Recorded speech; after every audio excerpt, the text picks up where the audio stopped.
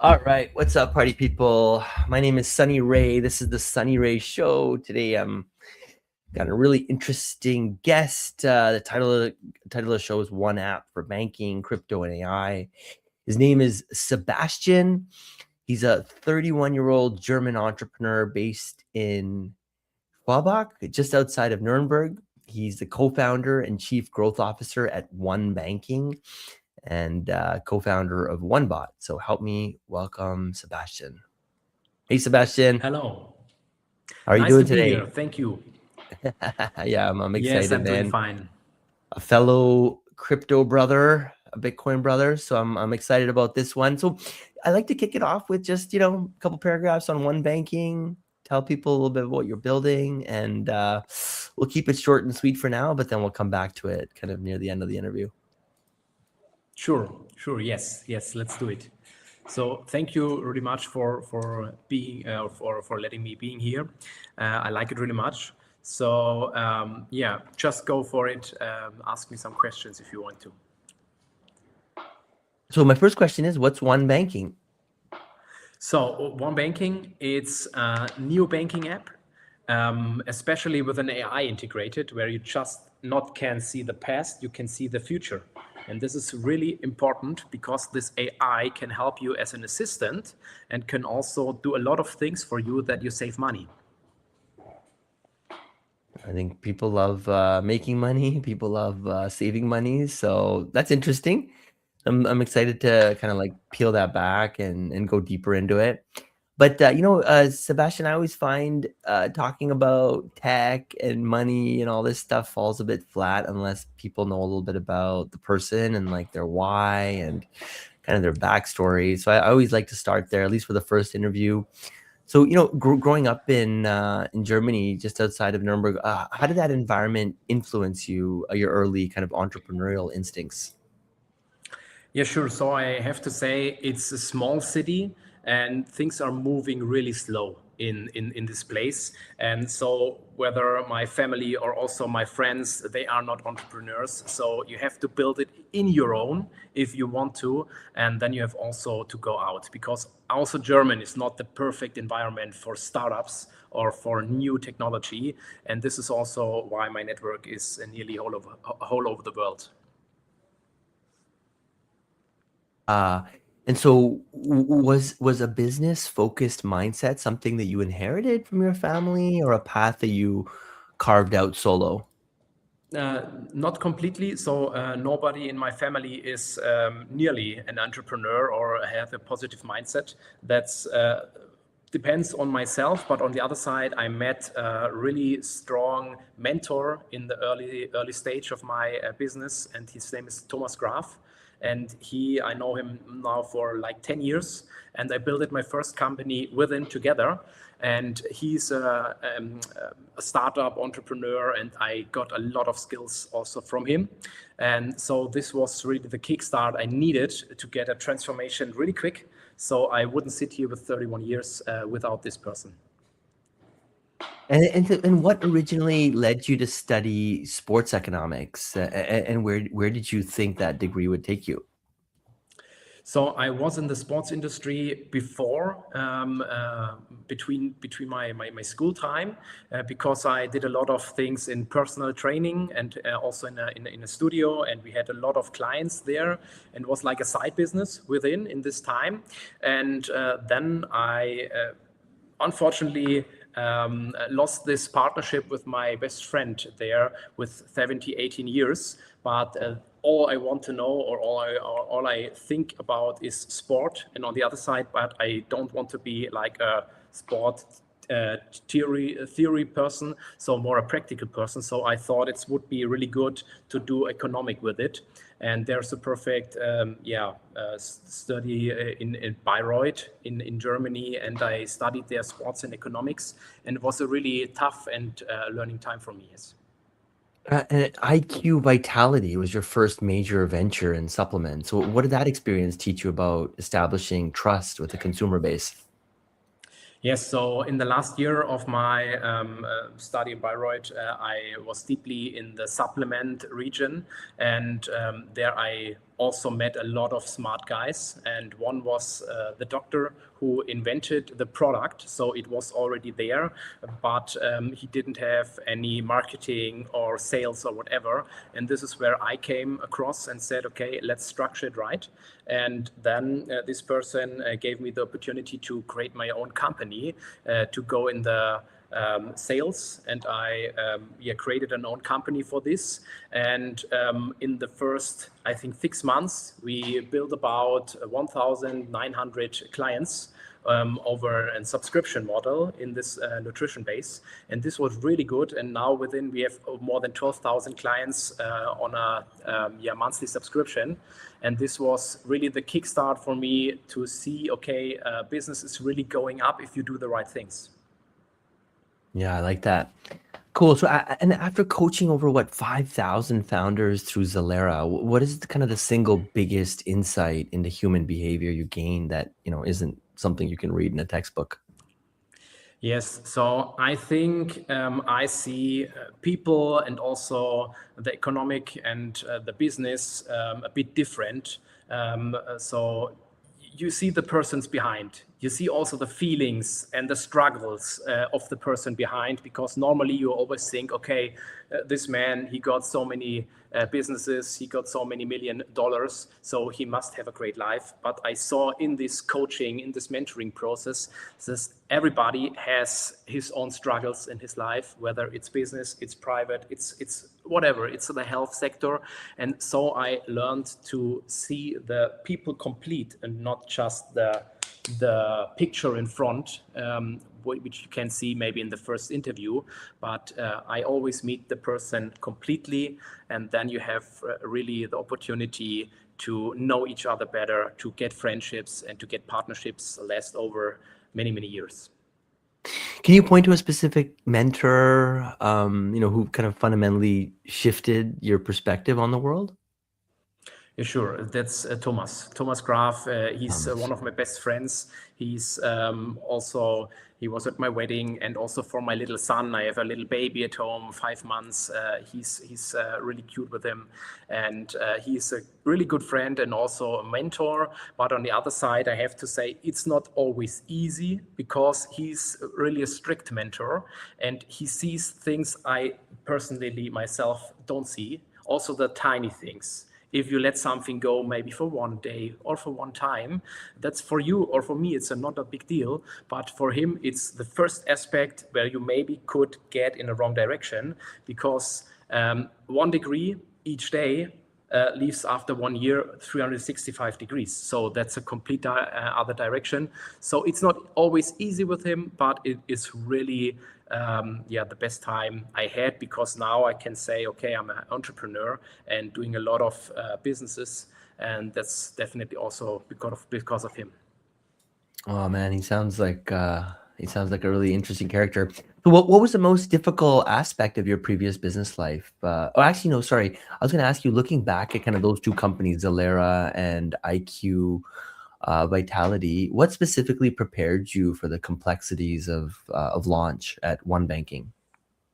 So sure. What we did in Salera was always we worked with young companies from the startup to the scale up to the corporate, and there we always saw the different things which are going right and where companies might fail.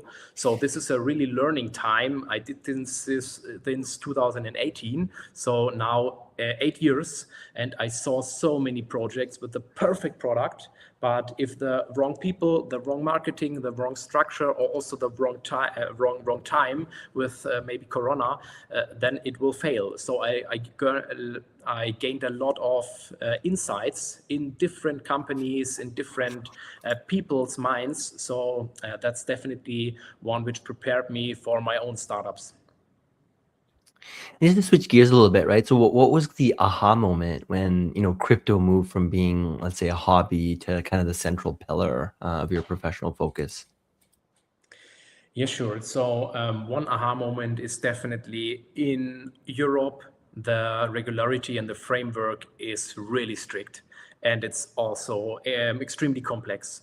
And this was one of the mind-blowing moments where I thought maybe as an investor, oh, it's easy, I can do it here and here. But if you build something like this, it needs a complex team, it needs a whole infrastructure, so many partners, so many people involved. And this is challenging on the one side because you don't have like 500 different people who are doing the same. It's lower on the amount who really build up something really huge. But on the other side, it's complex, and you have to always be ahead about the framework, to do everything right.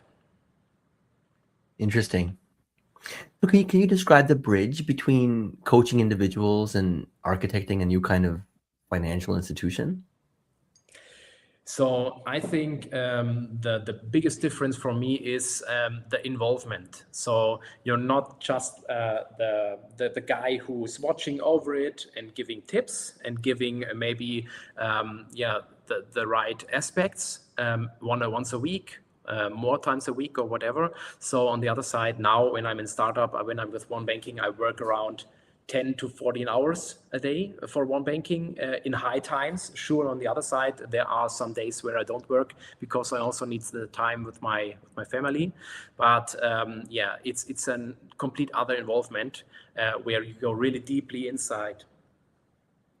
And when did the potential of AI move past just like marketing hype and start feeling like, a real utility that you guys could use in your hands?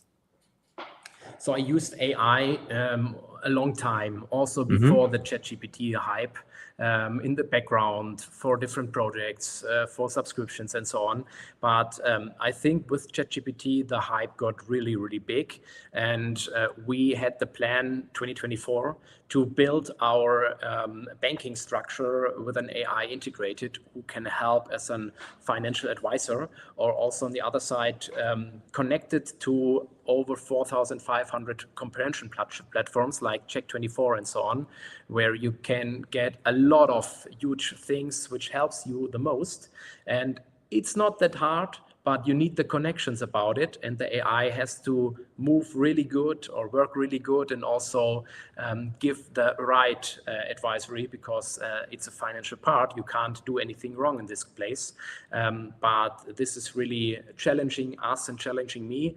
It's not about my opinion where the business idea is directly out of myself. It's more about Wilfried. I met him now some years ago in other projects before, and he is really an AI genie, and that's really, really great. Very cool. So is there a specific like wrong bet or early mistake from that like transition period that proved to be a valuable lesson? From the time in One Banking, No, before that. Like just before as you were that. transitioning from kind of the old to the new. So I did some other startups also. One was in the sports industry. We worked Mm. with big legends and also football players like Iker Casillas, like Gerard Piqué, Nadal. It Oh was also a wow. really challenging time. We did sports documentaries about them and a lot of things with AI to translate in other countries and other cultures. It was also really, really great. So I think the challenging time was really to always be ahead over the really fast development in the AI section, that you always have someone who's informing you about everything, because if you're building a big startup, you have to be 100% aware of the startup and the community and everything, and you can't be perfectly involved about the market. And this is surely one thing. And this is also what our OneBot is doing for us now, that we don't have to be up to date always on ourselves. So we have our AI installed that gives us the information when we need it. Interesting. Cool. Let's switch gears a little bit. Let's talk a little bit more about One Banking and kind of the vision. So can you give us like the high level pitch for One Banking?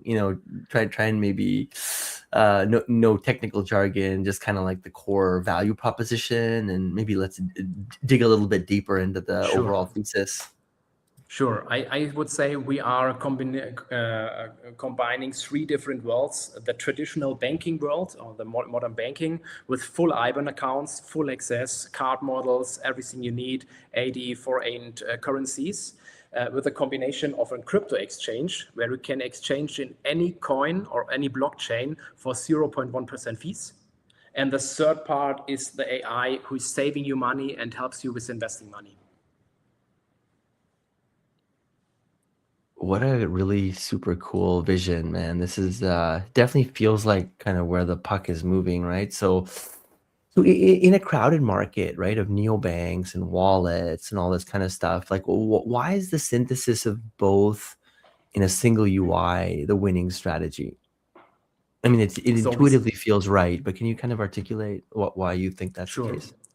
Sure. So we see, especially in Europe, also in Germany, there are really, really good structured neobanking apps, and there are also really good structured crypto exchanges.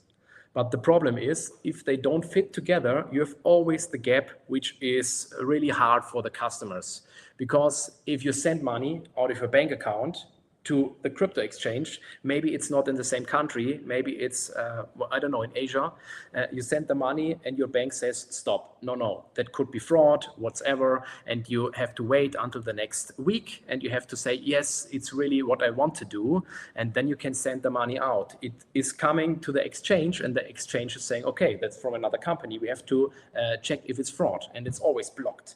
And sometimes if a person never done something with crypto, it's a really painful first start where until you buy your first crypto, and maybe the pricing is something really different. If you really have the cryptocurrencies, it's like 4, 5, 6, 7 days later. And this is really painful, especially for people who never did it. I had an experience myself. I said to my father, hey, come on, I'm deeply in the crypto market. You have also to become a crypto user, and I will show you how to buy Bitcoin. And for me, it's something like, okay, I do this every day, but until I I learned my father how to buy Bitcoin, it was a way like, okay, where are his passwords? I don't know. Maybe they're, oh, I don't know anymore. We have to search around. Okay, then it's on a piece of paper. Ah, okay, we know the password about the connection. And until we get an account and sync this account and bought some crypto, I think 3 or 4 times he asked me, can we do it another day? So it's not that easy, especially in Germany with the MiCA compliant, where the most exchanges are not in Europe, the most exchanges are anywhere in the world.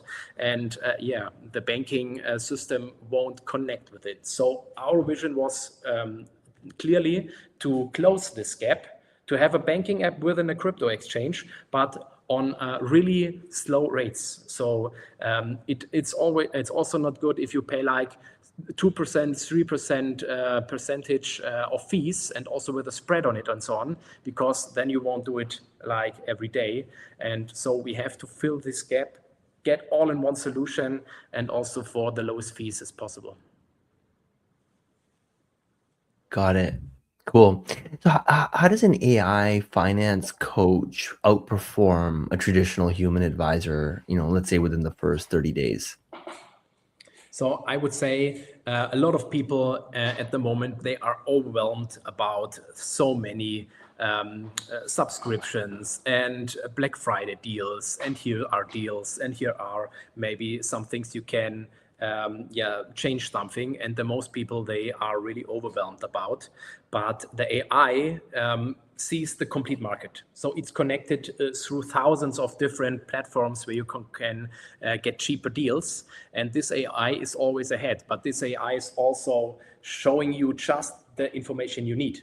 So it's not showing you everything. It sees, okay, now in 3 days, your next subscription, maybe for your CRM model, is going off. And it gives you the information, hey, there's a 20% discount. I can reach out as a personal assistant to this provider and activate this subscription discount so that you pay less.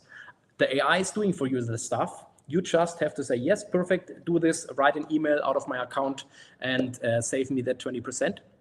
And this is maybe just not for this one particular example. That's for many, many, many things like rates, insurances, mobile phone, gas, electricity and so on, also all subscriptions for private, for individual person, or also for business clients, or also for NGOs. And so you have on the first day the possibility also to get the perfect setup for all your financial modules you have.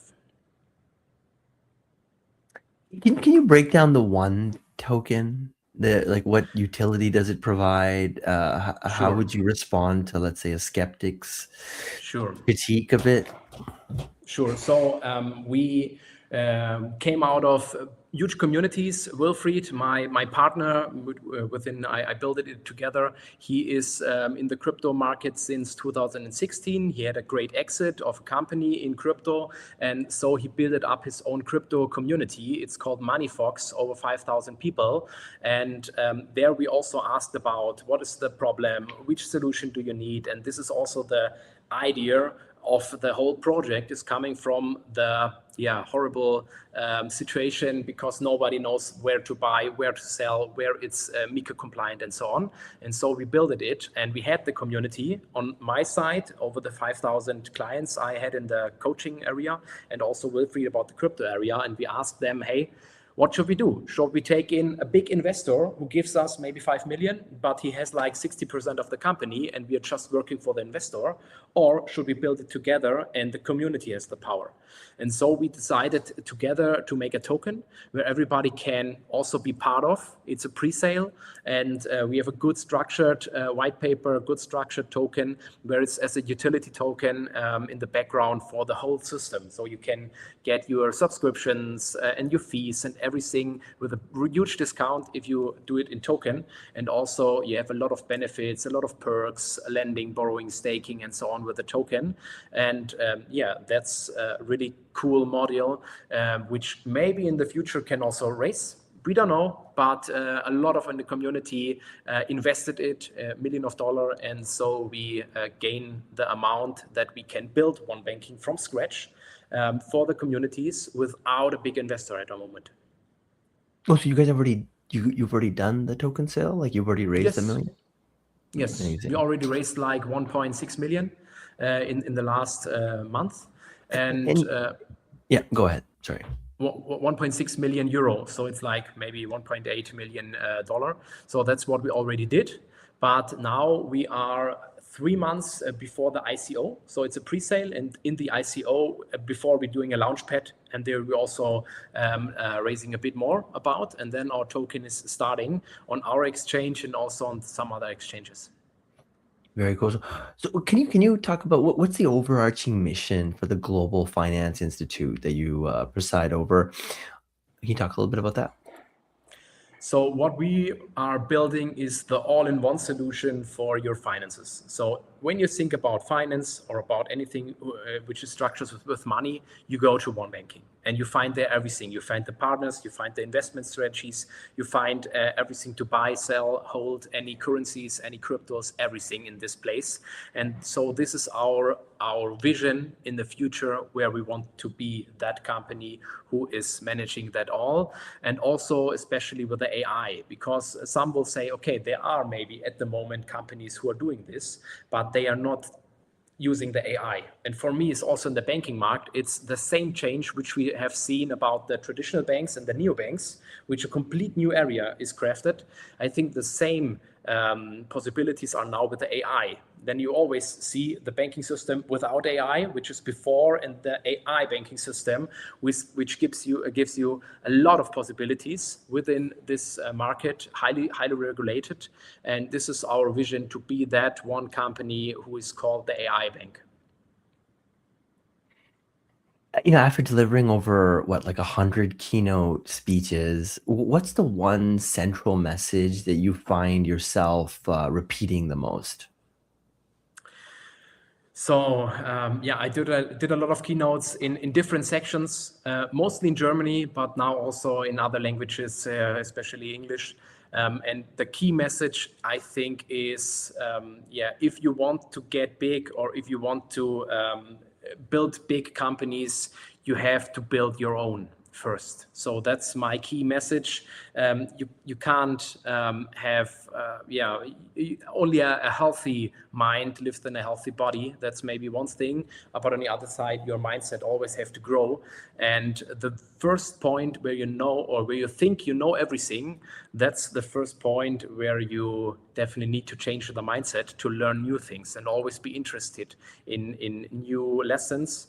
And so that's really a key message from my side, to be really interested in the new things which are coming, especially now in the AI scene, or where a lot of industries changing. You see it everywhere. A lot of economics changed rapidly in the development, in the marketing. Everything is AI driven at the moment. Maybe in the banking not, because it's highly regulated, that it's not like 100 players are coming there. But always to keep on track about the possible ongoings, that you always have to think about, is it the right I'm doing at the moment, or is there a technology which help me or can outperform what I'm doing at the moment?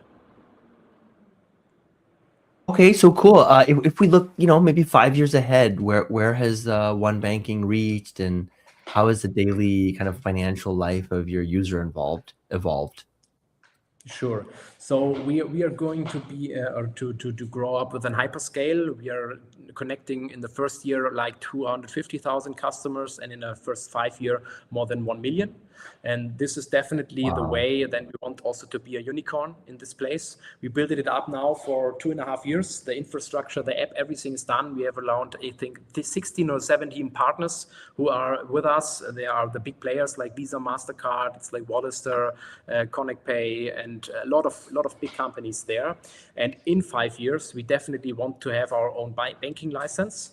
And in this part, to be a dominant player, I think one of the top 10 or top 5 in the banking, or also in the crypto banking and AI banking industry.